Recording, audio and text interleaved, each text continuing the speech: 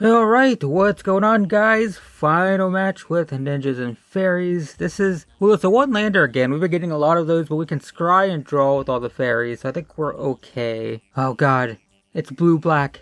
The reason I quit playing Pauper, basically. We do draw another land. Let's play Fairy Miscreant. Against this deck, we're probably going to want to draw a lot if it is blue-black Delver. So let's try to draw a card before they start killing stuff. They could just use a Disfigure on it if it's blue-black control. I do want to say though, by the way, I've said it multiple times, but another Dismal Backwater. I don't hate blue-black control as an archetype. It was so prominent that I got tired of just playing it over and over and over again. That was a major problem. But anyway, we're gonna play Fairy Miscreant, draw a card, see if we get an untapped land for the Seer. We do, so let's play that and play the Seer. And now we get to scry. Dothy Horror would be nice, but we don't have black sources, so I think we have to bottom that. And we can keep that so we can search for black sources. And we will go to combat and attack for 1, put will go to 21, and we'll pass. If this is the blue-black Delver deck, it wasn't even that much of the main meta. Oh, they have a foil one. Look at that, so fancy. It only made up like 10 to 15% of the metagame, I think, at its peak. But it seemed like in the tournament practice room, it was literally like every other game I was playing against it. But we're going to attack for 3, opponent's going to go to 19, and we're going to play this Lonely Sandbar and pass the Mere Aqueduct. Yeah, it's like literally maybe it was just in the tournament practice room, this deck was just so popular. There's a black source, Dismal Backwater, we will gain a life, go to 21, go to combat, attack for 3, opponent goes to 16. Maybe we should just play this Fairy. I should have done it last turn. Scry 2. Ooh, Fairy Miscreant to draw. Both of these are great, actually. We'll put the Miscreant down, and then we'll put that on top. I mean, they're both on top, but Miscreant second from top. Pass the turn. You know, it's possible that because the tournament practice and just for fun rooms are merged now, basically, on Magic Online, that's the reason we haven't been playing it as much. Because before, like, Jesus Christ, it was so popular in tournament practice. We're going to attack for 4. Opponent hasn't done anything this game, so that's nice. Their mana is super clunky this game. They play Vapor Snag, that's fine. That just means we get the scry again. And I think we're not going to play Shinobi because I don't want to tap out. I want to hold up Spell Stutter Sprites.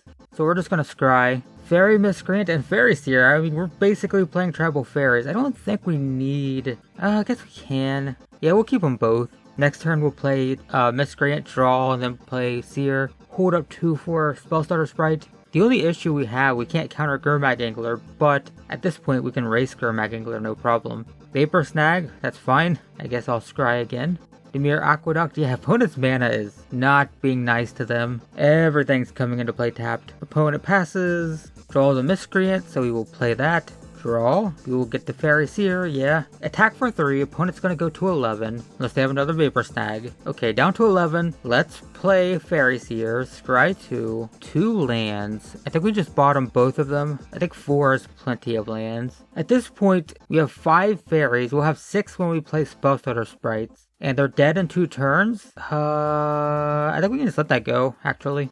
I don't think that's what I want to be Spell Stutter Spriting. So we'll sacrifice a Fairy Seer, that's fine. Dismal Backwater, opponent goes to 12. Opponent passes, draw a land. So play that. We have 5 lands now, so we can't get the Shinobi in play. So let's attack for 4, and we will Ninjutsu. We will bounce the Miscreant so we can draw. So they're going to take 6, go to 6. We will get a token, and they're dead next turn unless they have an answer for the Shinobi. But we do have 2 Spell Stutter Sprites that can counter anything that costs 4 or less. There's the Gurmag Angler. That's really not all that concerning though. At this point, you know, we're obviously just gonna outrace them. Opponent passes. I think we can just play Chainer's Edict actually. Force them to sacrifice the Angler, and then they're dead unless they have an answer for Moonblade Shinobi, which they are tapping mana. Counterspell, well, we're gonna go all in here, I guess. We will counter that. So counter the counterspell, Chainer's Edict will resolve, and opponent concedes, okay. Alright, well, we won against, our mortal enemy. I hate this deck just because I played it so much. We can bring in Spell Bombs for the Angler. We can bring in Stormbound Geist for all the spot removal. We can bring in Chainer's Edicts and Soul Reap because we need to just play a control game. I think we go down Mistblade Shinobis in this matchup. And I think we can take out Agony Warp, maybe 1 Dothy Horror, and 1 Fairy Seer just to trim things down a bit.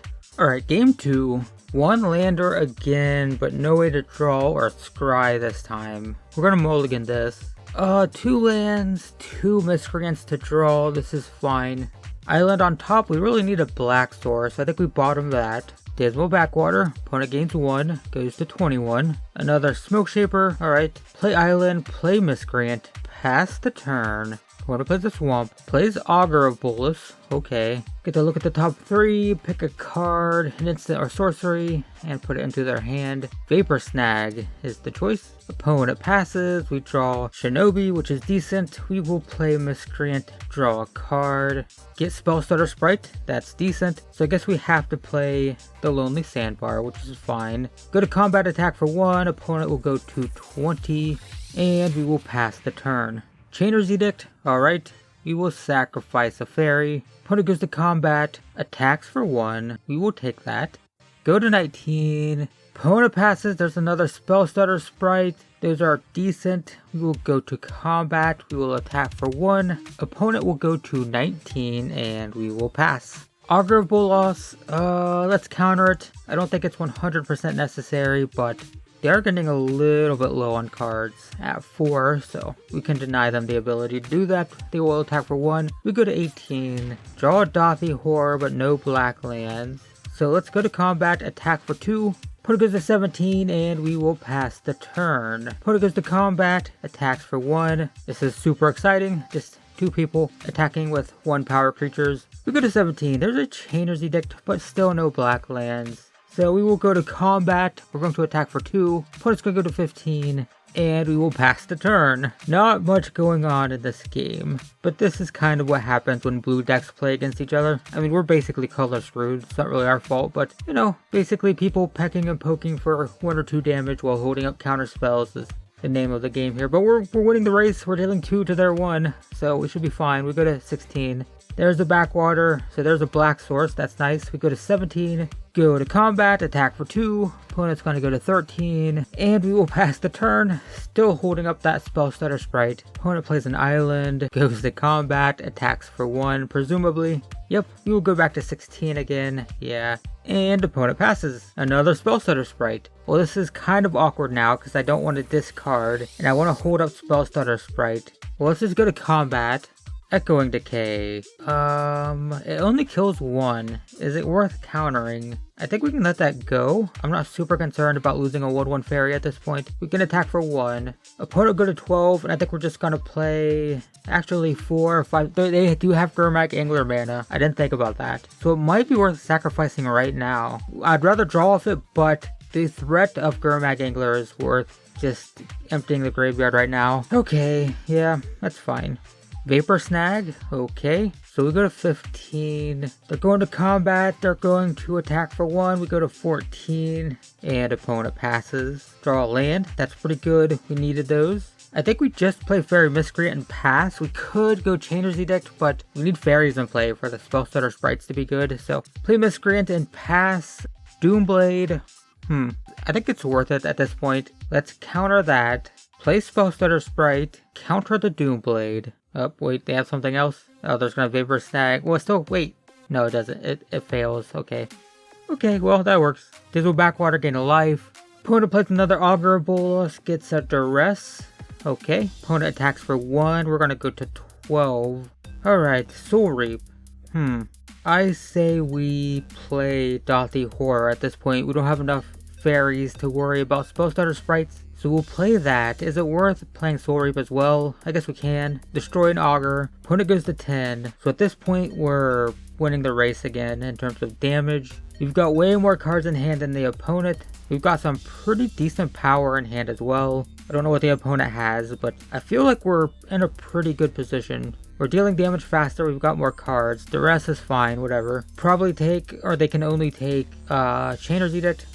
Opponent just passes, not sure why. Draw a swamp, play that, go to combat, attack for 2, we will ninjutsu the Moonblade Shinobi. So that's going to be 3, and we get a token. They have no instant speed removal, that's good. Opponent goes to 7, and I think we just recast Dothy Horror. Not really worth holding up counter spells or Spell Stutter Sprites, since we only have 1 fairy, or 0, but it'll be 1 when we play it. Counter spell, that's fine. Kind of a bummer. I was going to use that to get these Smoke Shapers in play, but whatever, man. Agony Warp. Okay, so they're going to kill the Shinobi. Shinobi never gets to live. Everyone's always gonna kill it. They don't attack again. Interesting. Draw a card. Baron Moors is... Do we wanna... We do have Chainer's Edict in the graveyard. 1, 2, 3, 4, 5. It'll be our 6th land. I don't know. Let's get a combat and attack for 1. I'm not gonna Ninjutsu. I think I'm just gonna pass for now. We'll probably consider just playing Spellstutter Sprites for no value at end of turn, so we can get those Smoke Shapers into play. Doomblade. I guess that's fine. I mean, we could have played Spellstutter Sprite and then a second one to counter it, but I think I'm okay with that. Opponent attacks for 1. So do we do it? I guess we should have countered that. But we get these in play, and if they don't have instant speed removal, we can Ninjutsu both of the Smoke Shapers in play and deal 6. Oh no, here we go. They're gonna have a counter spell. Yeah. Well, we'll play this other one. There's another Shinobi. Mistplayed this time. Let's go to combat. Attack for 1. We will Ninjutsu the Smoke Shaper into play. They have 0 cards in hand, so we don't have to worry about it dying. So it comes into play with Indestructible. It's going to bring them down to 3. So I think we pass, and the plan is end of turn Spellstutter Sprite into the second Smoke Shaper, and depending on what they just drew, we're either going to win there or they're going to have instant speed removal or a counter. Oh no, they just concede. Okay, there we go. We just went 2-0 against the worst freaking deck ever. We conquered it. We conquered it to get a winning record too. I wasn't even thinking about that. We were 2-2. We're now 3-2 with the winning record with Ninjas and Fairies. This deck was... It's okay, it's pretty decent. I don't know if it's the best ninja deck, I don't know if it's the most optimal build. Like I said in the deck tech, the blue-white version is apparently doing pretty well. But overall, yeah, it seemed pretty decent, so not bad for just, you know, a 1.7 ticket deck that I threw together really quick to record the series with. But yeah, there we go guys, Pauper series done, Ninjas and Fairies done. Thank you so much for watching. If you want to see more games with this as well, by all means let me know. I can always record bonus games. And if you did miss any of the games that I played, there is a link in the description with the original deck tech and all 5 games. And there will also be potentially future games there if I play any. So yeah, check that out. Also consider subscribing if you like budget focused Magic the Gathering content, because that's kind of what I do. Budget decks in all formats, modern, standard, pauper, occasionally penny dreadful. But yeah, in the meantime, thanks for watching guys, and I will see you with whatever deck comes next.